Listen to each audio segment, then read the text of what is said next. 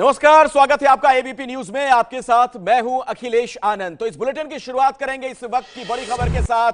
RJD विधानमंडल दल की बैठक तो हुई, लेकिन तेजस्वी यादव का इस्तीफा नहीं होगा, यह साफ कर दिया गया।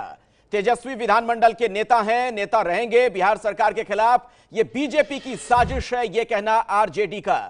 तो परिवार में जो भ्रष्टाचार का भूचाल है उस पर किसी तरह की कोई चर्चा नहीं हुई, न ही उस पर आरजेडी के नेताओं ने कुछ भी कहा। एक शब्द भी भ्रष्टाचार के मसले पर नहीं कहा गया, बल्कि यह कहा गया कि तमाम राष्ट्रीय स्तर के मसलों पर बात हुई है। यानी राष्ट्रीय स्तर पर जो राजनीतिक परिस्थिति है, राष्ट्रपति का चुनाव हो या फिर 27 अगस्त की जो रैली है, उसको लेकर बातचीत हुई इस बैठक में। लेकिन लालू यादव के परिवारजन के सदस्यों पर जो छापेमारी हुई है उस पर किसी तरह की कोई चर्चा नहीं हुई। और यहां तक कहा गया आरजेडी की तरफ से कि देश में उन्माद का बीजेपी ने माहौल बनाया है और जो इसके खिलाफ मुखर होता है उसे फंसाने का काम किया जाता है। संविधान की धज्जियां उड़ाई गईं।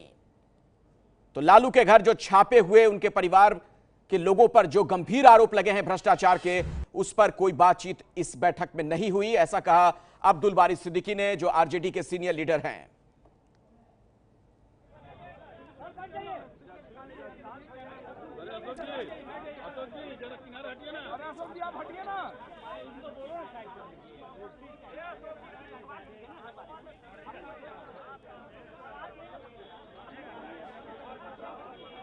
और इस बीच एक बड़ी खबर आ रही है, आपको बता दें कि कल बातचीत हुई है नीतीश कुमार की लालू यादव से फोन पर।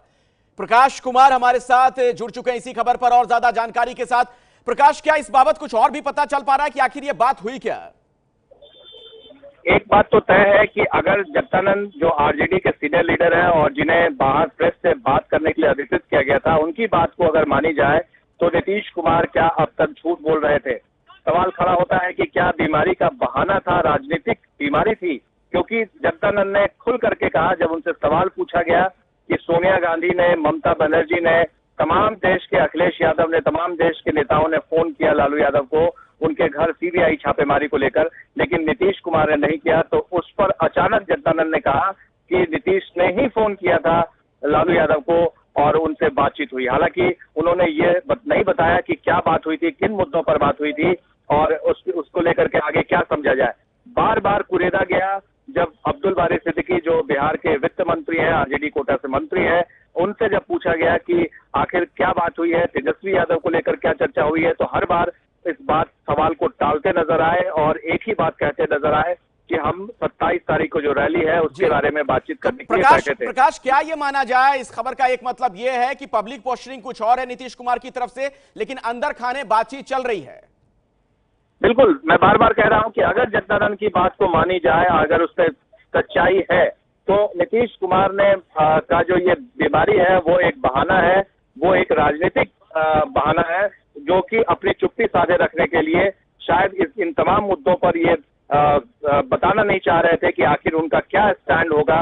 सीबीआई की छापेमारी को लेकर क्या स्टैंड है, भ्रष्टाचार को लेकर के क्या स्टैंड है, और वो सरकार को गिराने की स्थिति में नहीं है, महागठबंधन तोड़ने की स्थिति में नहीं है। तो वो चुप्पी साधे हुए थे और सीधे तौर पे जो प्रेस रिलीज आया था बिहार सरकार का, उसमें लिखा हुआ था कि अस्वस्थ होने के कारण।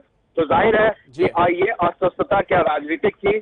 अगर इस पे देखा जाए तो राजगीर में वो घूमते टहलते नजर आए थे और जो शाम की स्थिति थी उसमें कल ही दोपहर में पहुंचे थे। तो आखिर अचानक क्या हो गया और इस बात को क्यों छिपाया गया कि नीतीश कुमार ने ही लालू यादव को फोन किया था और क्या बातचीत हुई है।